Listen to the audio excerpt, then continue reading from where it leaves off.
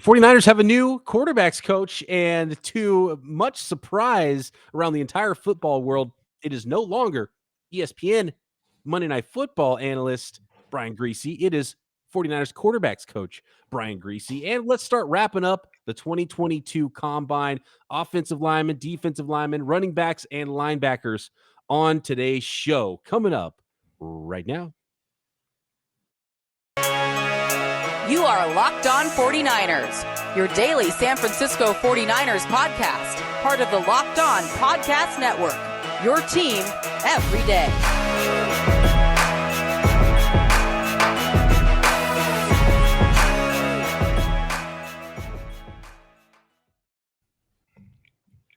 Welcome to Locked On 49ers. Brian Peacock and Eric Crocker with you here at BD Peacock, at Eric_Crocker. Tons of takeaways from the NFL scouting combine. We'll talk about the big ones, those offensive linemen, defensive linemen, some running backs, linebackers.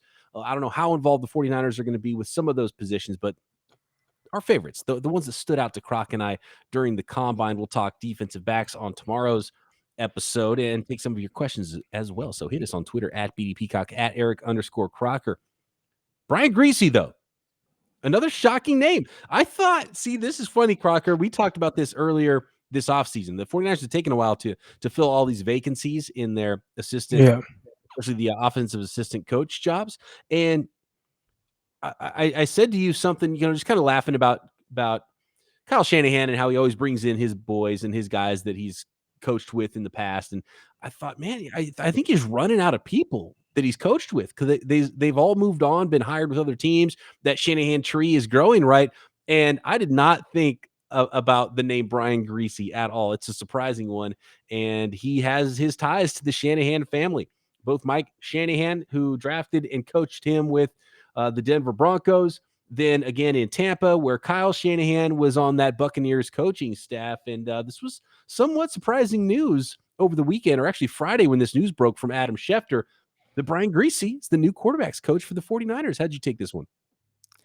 I think like everyone else, I was really surprised by that. And I'm like, Brian Griese, like from ESPN? And then, obviously, I know Brian Griese had his stint in the NFL, pretty good stint, played a while, after, obviously the son of a Hall of Famer. So you hear those type of things. But my initial reaction was, this guy, he hasn't been around the game, like in the sense of coaching or just these current type quarterbacks that are coming out. He's going to have this outdated old school mentality on how the quarterback position should be played. And the more I dove into it, though, the more I actually liked it. So, you start looking at things and it's like, well, okay, he hasn't been coaching or anything like that. But, all right, since 2009, yes, he's been working for ESPN, but he's been covering college football.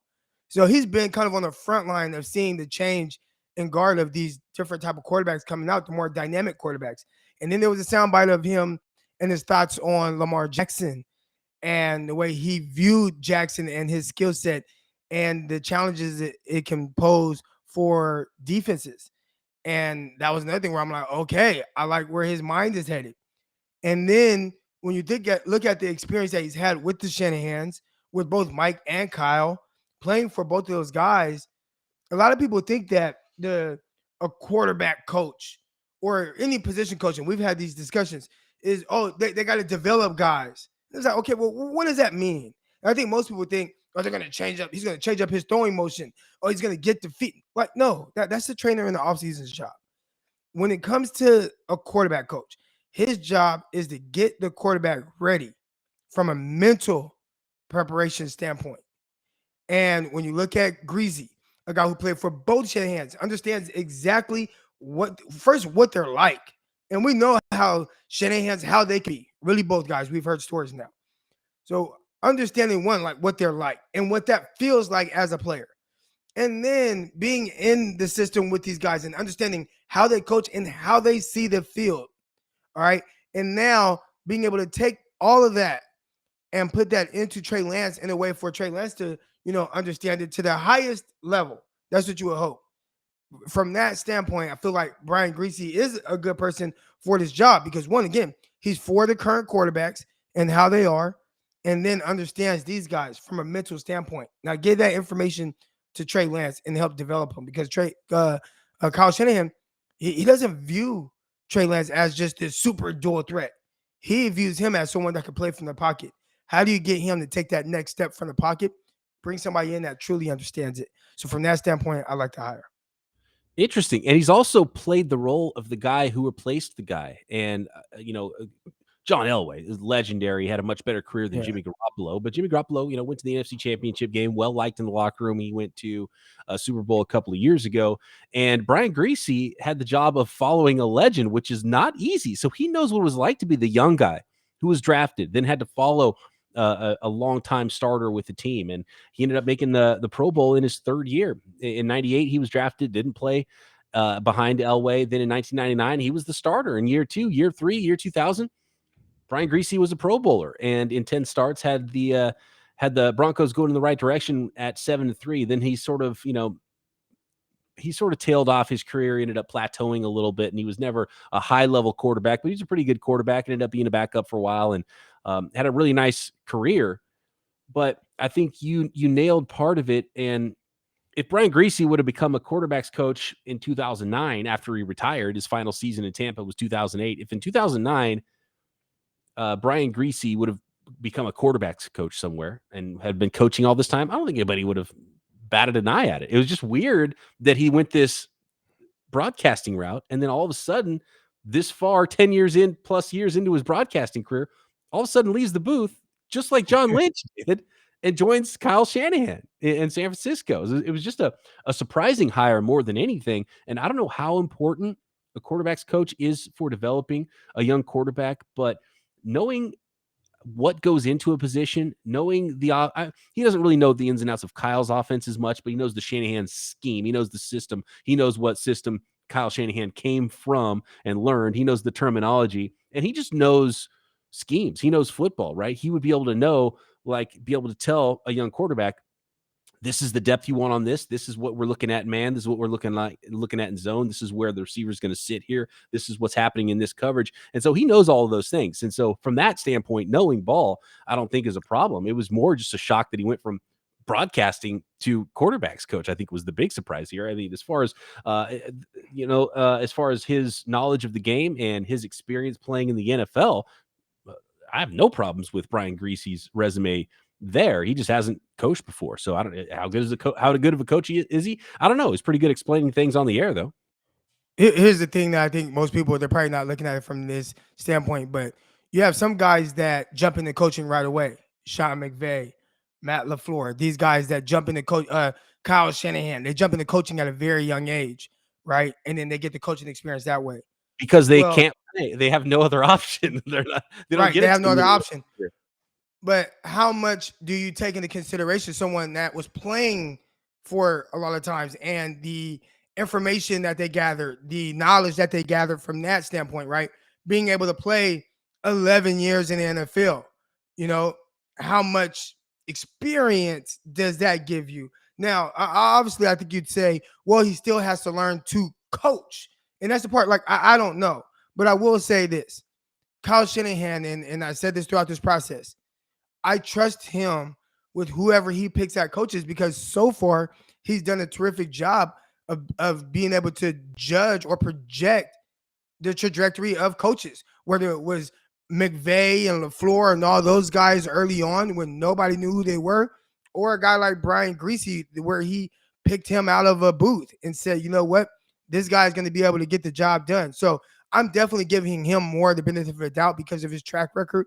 But again, I look at it and look at me, right? Everybody says, Croc, you should be coaching DB somewhere. Croc, can you be 49ers DB coach? And well, on paper, the 49ers are to bring me in tomorrow. Well, Eric Crocker hasn't coached at this high level, coached high school football a couple of years, and he hasn't played since 2015. What experience does he have? But most people would say, nah, like Croc would be a solid DB coach. And the reason why is because, like, I'm not removed from the game. And I think Brian Griese, same thing. Although he hasn't played in a while and he has all that experience playing and that information he gathered, he has not been removed from the game. He's been around the college football game for the past 11 years. one thing is clear: if Eric Crocker got hired, that DB room would have the highest level of swag that there exists in the NFL, and maybe a new level that we didn't know existed, right? Man, but hey, you look good, play good. So we're gonna shake some stuff up. That's right. Yeah. So, from football knowledge standpoint, Brian Griese, that's a fine hire. The only thing I really wonder and worry about with Brian Griese is, and look, when you had an 11-year NFL career and you were a quarterback and you were well played and you got yourself like a nice little contract or two in the league, you're not wanting to jump in after that in your mid 30s and be a uh, quality control guy and make whatever those guys make, which I'm sure is nothing. And maybe there's a little bit of extra bump here. Maybe he had an opportunity to get a nice bump for what quarterback coaches make in the NFL, knowing that he has that broadcasting career too. And it's a step down, probably salary wise, no matter what, for him to be quarterbacks coach instead of broadcasting wherever he was going to be broadcasting at ESPN or otherwise. So does he have the love of the grind and the time it takes? Because broadcasting, not only is it pretty well paid in a lot of cases, it's also a lot easier on your family and a lot Yeah. easier on time constraints. And I know you're watching tape of teams and a lot of teams, which I'm sure he'd done a lot of and a lot of studying, but you don't have to crunch the tape like you have to in an NFL, for an NFL coaching staff. So does he have that love and desire? Because you don't want Trey Lance to have a revolving door of offensive coaches around him. You want someone who's going to stick for a while. So does he have the passion for coaching? And he's never done it before, so we don't know. We don't know, but we will find out. But I know a lot of people are kind of really taken back by this hire and kind of shocked and wow, like they took this guy and John.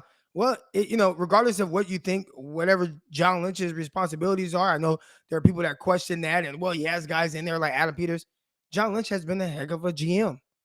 This is a team that turned it around. This is a team that's been to 2 NFC championships and a Super Bowl in the last 3 years. Like, after a total rebuild of a terrible roster that they were handed. So Lynch did a good job, and hopefully they get the same results from Brian Griese. And hopefully it doesn't take him as long to learn on the job as it did for John Lynch. And the job that Brian Griese does year one is more like drafting George Kittle in the 5th round than drafting Solomon Thomason and Ruben Foster in the 1st round, right? So Right. there was some growing pains, even though John Lynch came out the other side okay. And I think everyone's happy with the job that John Lynch has done with the 49ers. We'll see what it looks like in the Brian Griese era. He's got a young, talented quarterback to work with in Trey Lance. Let's talk combine next. Offensive linemen and running backs, and then we'll start looking at the defensive side of the ball. Just some monsters out there running crazy times, D-line and linebackers as well, to finish up today's show. How about Built Bar Puffs? Built Puffs, the first ever protein infused marshmallow churro puffs. There is you can get a box of mixed puffs, by the way. You can get all 3 of the puff flavors in one box: lemon dipped cheesecake, banana cream pie, coconut marshmallow churro puffs. There's ruby chocolate puffs as well. Some of the classic flavors that we all know and love, like raspberry cookies and cream, salted caramel, peanut butter, brownie, a mixed box of Built Bars. One thing is just rock solid throughout the flavor profiles of all the Built Bars. That is high in protein, low in calorie, low in sugar, low in carbs. Replace all of your snacks at home, at the office, wherever you find your snacks. I know you've all got your secret hiding places. Replace those with Built Bars, and you'll be a lot better off for it, and you will enjoy your treats just as much as you ever did. Go to Built.com. Find all the new flavors that they have at Built.com. All kinds of new flavors, always filtering through there. Use promo code LOCKED15 to get 15% off your. That is promo code LOCKED15 for 15% off at Built.com. Thanks for making Locked On 49ers your first listen every single day right here on the Locked On Podcast Network. Make sure you're following Locked On NFL as well. Locked On experts covering the biggest stories around the entire league every Monday through Friday in less than 30 minutes. It's free and available wherever you get your podcasts. All right, Croc, we talked a lot about the correlation between offensive linemen running well and good offensive linemen in the NFL, even more so than the fast guys, wide receivers and cornerbacks. And we've got some blazing times from those position groups, but it tends to correlate a little bit more even with offensive linemen. And this offensive line group did not disappoint. There were some big dudes running crazy 40 times out there. We had 10 guys running sub 5.0. That's crazy, right? There was a record-setting Right. wide receiver class. All of a sudden, the offensive linemen show up and say, "Hey, don't forget about us. We can blaze too. This is a crazy athletic group." Yeah, and Trevor Penning, he's up there kind of leading the way with some of that. That was a guy who I was pretty high on, and you could see him, climbing up some boards and, watching him at Northern Iowa. And he's playing against lower level competition, but you see him destroying everyone at the Senior Bowl. I got to see that live, and you see, man, how high can this guy climb? And then you go and you watch his film because you know he's at a smaller school, and it's like, well, he has a game against Iowa State. What does that look like? Well, he dominated those guys as well. And he's like the nastiest of the linemen. Big guy, 6'7", 340 something pounds. I don't have his exact measurements in front of me, but I know pre-combine, that's what he was listed at.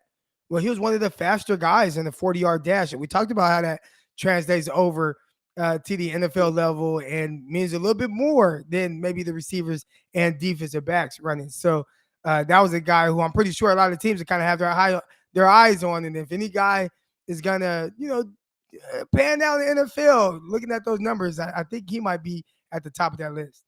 Yeah, and then he goes to the Senior Bowl, and you're like, okay, maybe a day 2 prospect like this guy's film, and he dominates at the Senior Bowl, and everyone's buzzing about Trevor Penning at the Senior Bowl, and it goes from being like, Northern Iowa's competition in Iowa State to Oklahoma guys and Ohio State pass rushers, and he's doing the same thing, getting these guys all pissed off at him because he's throwing them on the ground. He's ragdolling these dudes at the Senior Bowl. So you love him stepping up when he steps up against higher level talent. Shows up at the combine 6'7", 325 pounds, 34 and a quarter inch arms, big 10 plus inch hands. So crosses all the thresholds and checks all the boxes there size wise, and then throws down 4.89 40-yard dash as well. So stock way up for Trevor Penning, and I wouldn't be shocked at this point if he's a top 10 guy.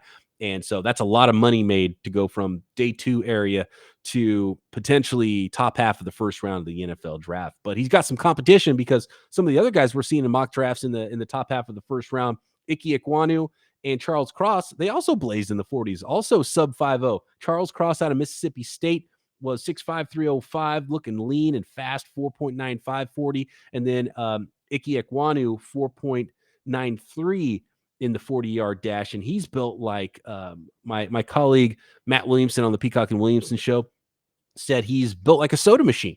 Like, how do your ankles get so wide? You know what I mean? 6'4", 310 pounds, long arms, and dude was flying out there. So pretty impressive group of offensive linemen. Definitely. And, this is a really deep class. I talked about it, man. There are a lot of people that are kind of down on this class, and they're like, oh, man, it's not as good of a class. I'm like, well, maybe not the quarterback position. Like, if you need a quarterback, this is not the class for you. But if you're looking for anything else, especially the offensive tackle is extremely deep there. There will be some day 2 guards there, edge rushers, running back, receivers, defensive back. It's deep everywhere. So, including that offensive line, 49ers, they definitely going to have to take some swings later in this draft at that position. And I think 49ers are looking to go offensive tackle route, not knowing exactly what's going to go on with Mike McGlinchey. This is a draft for them. They might luck up and have somebody fall to them at 61 or with one of their picks in the 3rd round. There's a guy that we had talked about, Cole Strange out of Tennessee, Chattanooga, when Javi was on the show, and I've watched some more of him, and I really like him as a prospect. 6'5", 307, and you always worry, okay, you came from Tennessee, Chattanooga. What are you going to look like at the Senior Bowl? What are you going to look like at the Combine? Are you going to hang with these other dudes that went to bigger schools and bigger programs? And he absolutely did. 6'5", 307, 33-inch arms. He had a 5.03 40-yard dash, which is a solid time, but really the impressive time for me with Cole Strange, and I'm seeing him, he was like 5th rounder in mock drafts. I think he's going day 2 because he's got center guard versatility. And for the 49ers, we get to that 93, 102 pick range late in the 3rd round. I could see someone like Cole Strange, and definitely if he's there on day 3, but he had a blazing 3-cone, blazing 20-yard shuttle, which is really important. And he threw down 31 reps of the bench press. So strength, size, looked good at the Senior Bowl. Cole Strange is absolutely a name to watch for the 49ers because I think they do need someone with that interior center versatility in the draft and potentially be the starter of the future after Alex Mack's gone. Yeah, and very fluid, very fluid. I was watching him go through some of his on-field drills, and I'm like, wow, okay. If his film is anything like what it looks like him moving out here in space and being challenged from that standpoint, it's going to be pretty awesome. So yeah, give a big shout out to my guy Javi for calling that out, and maybe other people are on to Cole Strange. I don't know, but I know because of Javi, I paid attention to him at the combine. I thought he did a tremendous job with some of those movement skills in space being challenged in that way. Very fluid. Absolutely. Tyler Linderbaum out of Iowa. I think he'd be a perfect fit for Kyle Shanahan's offense. And at this point, he might be there in the second round. Everyone has him in the first round, top center in the draft. But man, he's only 6'2", 296, short 31 and 1/8 inch arms. He doesn't really look the part. Is a team going to 30 draft him? what? 31 and an eighth. And for the interior guys, maybe it doesn't matter as much for arm length, because you're fighting in short quarters anyways. And in some ways, if you have 35-inch arms and you're like a D tackle, it's just harder to get extended inside. So it might be a hindrance in some cases, maybe. But Tyler Linderbaum, just the physical profile and how small he is, team going to draft him in the top half of the first round or even the first round at all? That's a small guy. What did he get on the bench press? I don't think he did a lot of the workout stuff, and that also worries me because now it's like, well, why did you not do those workouts? Is it because you knew Yeah, it's like you're small, you're tiny, you got short arms, and you're not strong. Like, because that's my thing. I was like, is he just strong? And obviously your lower body is a little bit more important, but if you do have those short arms and people get up on you right now, you have the strength to maybe push them off or whatever. So but not knowing what he is, doing on the bench press. Yeah, most of the guys that throw up a ton on the bench press, they've got this huge short arms, and they're just like boop, boop, boop, boop, bouncing it off their chest. But Tyler Linderbaum didn't do anything. He didn't run, didn't lift, nothing. So yeah, that's a little. But he can play. Interesting. So if he's there in the second round, I'm all about it. Top half of the first round, I think some teams might shy away. We'll see what it looks like at his pro day. Any other names on the offensive side of the ball we haven't talked about yet, Croc, offensive line, or any running backs to look at? I don't think the 49ers are in the early running back market, but Dalvin Cook's brother, James Cook, he can move. And I think he gets lost a little bit in this class because he's not a prototype bell cow guy. Maybe he could slip to the 49ers and be a player I could see Kyle Shanahan really liking and giving you. I've heard him called upside down Deebo Samuel, which I kind of like because everyone wants the Deebo comps. He's the opposite. He's the guy who's running back most of the time, but then can play a little bit of wide receiver. So between Deebo and Cook, you have 100% wide receiver and 100% running back, but you can mix and match those where you're lining them up. Yeah, I think his biggest win from the combine is weighing in at 200 pounds. It was like 199 to be exact. But, he was a guy that was listed at like 6 foot or 5'11", 190 pounds at Georgia. He goes to the combine, weighs in at or measures in at 5'11", 199 pounds. So we'll round that up to 200. I think that was a huge win for him because you knew he had that explosive ability, especially a tremendous ability as a pass catcher. And then he goes and he runs a 4.42. And that's tremendous as well. So he showed all this type of ability, third down pass blocking capability, third down receiver capability, breakaway speed type guy, challenging guys in space, catching the ball. Then he goes and he tests well and he weighs a little bit more than you expect. I thought that was huge for Cook and definitely could be a late day 2, maybe early day 3 type guy. This is a deep class. You have some of these other guys who ran fast. I mean, we're talking about sub 4.4 guys weighing over 215 pounds, which you don't really see that a whole lot. But there were a few backs that were big and still running in the 4.3s. It's crazy that you run a 4.42 and you think that's a pretty awesome time. And there's like 8 or 9 guys ahead of you just in your own position group, man. These guys were flying out there. And I think I'd like James Cook more than Kenny Walker. As far as today's NFL, Kenny Walker is a better pure running back, but he doesn't give you anything in the passing game. And he blazes a 4.38. I mean, if you're talking about just a pure runner, love Kenny Walker out of Michigan State. Maybe the best back in this class. I think Breece Hall threw down a 4.39 and has something to say about that. And I still wouldn't take any of these guys in the first round, but day 2 area, day 3, I wonder where these running backs are going to go. And I wouldn't be super shocked if Kyle Shanahan dipped his toe in the running back waters just because he loves himself some running back. I would be in I want to take some of these running backs. I'm looking at Jerome Ford right now at Cincinnati. Another guy ran a 4.46 Blaze. And I mean, we're talking about someone that's 5'11, 210 pounds. So he has good size, good speed. But I'd be a little upset with Kyle Shanahan if he drafts a guy day 2. It's like, haven't you learned your lesson? You took a guy last year, Elijah Mitchell, in the 6th round. That's where you really should be taking running backs. If maybe one of these guys just randomly fail and you want to take a flyer on a guy, then cool. But you just drafted Trey Sermon last year in the 3rd round and traded up for him. You got more production by the guy that you took in the 6th round. You've had a lot of success with guys that were undrafted that probably aren't anyone that we've mentioned so far. Looking at some of these guys on this list, I would be a little upset if he took a guy running back. As much as I like this group, and I look at Breece Hall, and I'm like, man, if he's there at 61, take him. Like, I want to say that. Kenny Walker, take him.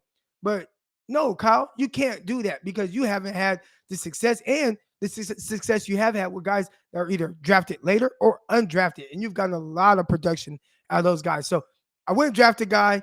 I would probably really focus on bringing back a Raheem Mostert to go with Elijah Mitchell, and maybe take a flyer on a guy that ends up going undrafted or maybe 6th round, or 7th round.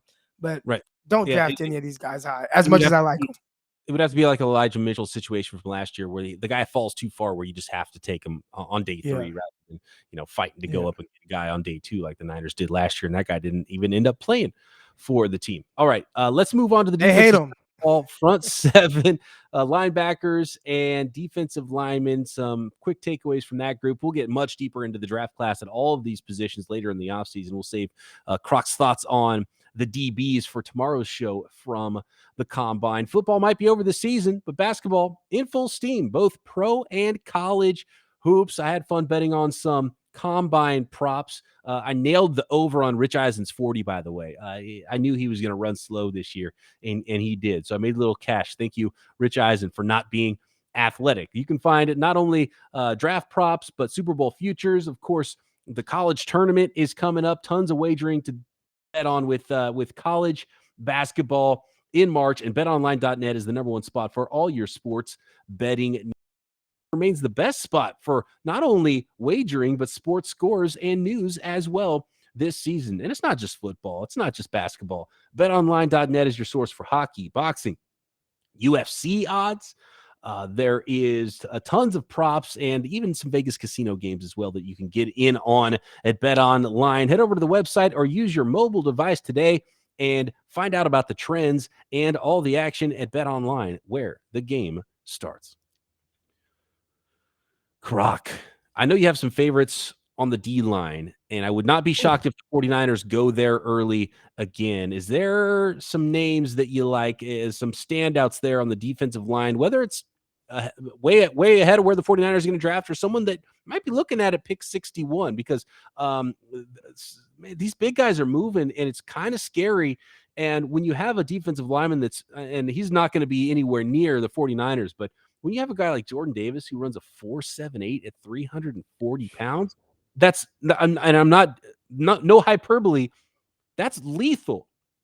If someone was standing at the end of the 40-yard dash and Jordan Davis at that speed runs into you, you possibly would die. That's scary. And he's shown that ability on film with his pursuit of running backs. That's like that short area. He ends up just getting a guy. And I bet they're looking around like, how the hell did this big ass dude just snatch me up like this? Like, he's a freak. And that was amazing. But golly, I mean, this pass rush class last year, I think it was kind of non-existent. Who were the edge rushers in last year's class? I couldn't even name them off the top of my head. I don't remember. But this year, it's as deep as I have ever seen. I don't think I've ever seen a class with this type of front 4 or pass rusher, even if you count maybe some 3-4 outside backers. I have never in my life seen one this deep. I mean, there are guys. I wouldn't at all be surprised if 6 D linemen, including the edge rushers, were taken in the first 15 picks. I think they can fly off the board there. I mean, we have guys like Boye and Mafe, who you were able to mock to the 49ers in the 2nd round. And I don't know if that's going to be the case now, because Boye, my boy out of Minnesota, I mean, he went and ran a 4.53 at 6'4", 260 pounds ran a 4.53 coming off. I mean, it was ridiculous. And he showed that ability at the Senior Bowl, whoop guys in pass rush one-on-ones, got into the game early in the game, gets a forced fumble on a sack and strips the quarterback coming off of the edge. So he's had the production there, but he's kind of just getting started now. And I mean, he had a tremendous Senior Bowl, a tremendous combine. He looks the part. I mean, it's going to be tough, looking at all these guys. I think they're going to fly off the board, man, early and often. Aiden Hutchinson might be the first pick in the draft. He had a 4.7 4.40, but he had an insane 3 cone, which is usually the best time you can use. But he explodes. It's really weird. It reminds me of the Bosa's, because the Bosa's have this weird bursty athletic stiffness, right? And he kind of has that same thing. And Nick Bosa also had shorter arms than you would be ideal for an edge player. And so Aiden Hutchinson has some of that, but he'll be long gone, obviously. Jermaine Johnson, 4.58. Kayvon Thibodeau, 4.58. David Ojabo, 4.55. You mentioned Boye Mafe, 4.53. Trayvon Walker, who's just like the most prototype length, size, height, weight, speed out there from Georgia, 4.51 in the 40 at 270 pounds and 35-inch arms, looking like Chandler Jones out there. And Sam Williams, 4.46. Like, none of these guys are going to be available for the 49ers. Like, Williams and Mafe were the ones that are getting mocked in the day 2 area. But, man, these guys are so athletic. There's going to be a crazy run on edge guys in this draft. Yeah, and as it should. I mean, we talked about how deep it was at the offensive line position. They're going to get snatched up right away. I think these guys coming off the edge, they're going to get snatched up right away too. The position I think that might fall a little bit, and we'll talk about this later, probably the cornerback position. There are some guys that'll go really high, and then I think there's gonna be a little break in between there. And then I think late day 2, early day 3, there's going to be another run on cornerbacks in that range, just on the value of it. But man, it's exciting, man. It's exciting seeing Boye Mafe, because I don't know. Do you remember when I drove to Minnesota to take one of my kids to work out out there? Yeah, and you've been talking about Mafe. We looked at him at the Senior Bowl as well, and he's been your guy for a while now. And yeah, well, he's my guy because I know him personally. Yeah. So if you ever want to kind of see like his mindset, kind of what, I have some videos on my Instagram from prior to this season where I took a kid out from Monticello, Arkansas, drove him 13 hours to Minnesota, and he got to work with Boye and my boy Io, who's he trains defensive line and everything up there in Minnesota. I thought it'd be good for my Monticello kid to work with him. And Mafe, man, just his mindset, you could see that he was on the right path. But this is a guy who's kind of a late bloomer, because he had a guy in front of him that was getting drafted. He had a couple guys, and it was almost like one of those things where he kind of had to wait his turn, because the guy in front of him at Minnesota was pretty good, and he stayed the whole time. And then finally this year he gets his chance, and you see him just coming along. And my boy Io was telling me, he was like, Croc, he's going first round. Croc, he's going first round. He was telling me then, like, he's going to be a first round pick. And now all the buzz is Boye Mafe. If he's not first round, he's very high day 2. It's so hard to believe people who are close to a prospect when they say that, right? Because they always say that, and you don't, you have a little tunnel vision when it's your guys, and that happens a lot with fans, and maybe 49ers fans in some cases might either overrate players they like on their own team versus the rest of the league, or if there's a guy they don't like on their own team, they hate him and he's garbage. Where actually Witherspoon probably in the middle. Yeah, right, exactly. So I never really trust when someone's too close. Like, I don't trust what guys say about their teammates, because of course they're going to say great things about their teammates. I'm not going to listen to the guy who trains the guy, because first of all, he wants to get paid, and of course he's going to say great things about the guy he just trained. I like to hear those opinions of guys that aren't that close to a player. They don't need to be going out of their way to talking great about a prospect. That's how you really know someone likes a prospect. There's one more name here, and I don't really have many thoughts on the linebacker group, but Myjai Sanders is sort of a combo edge linebackery sort of a player, and he said that the 49ers had been in contact with him. So I wanted to bring him up. Myjai Sanders out of Cincinnati.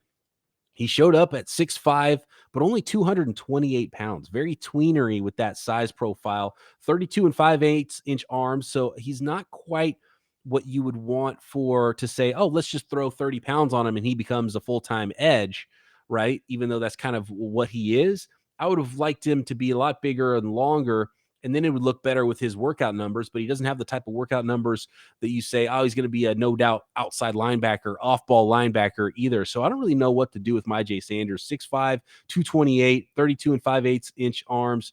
He ran a 4.67, which is solid for an edge guy, but not an edge guy who's only 228 pounds. Good vertical jump, and he didn't run the 3 cone, so we don't really know what his change of direction Didn't do looks the like. bench press. Yeah, so and So you know, maybe at the very Senior late in the Bowl, draft, but I'm not blown away by him. But there's been some connection with the Niners, but who knows?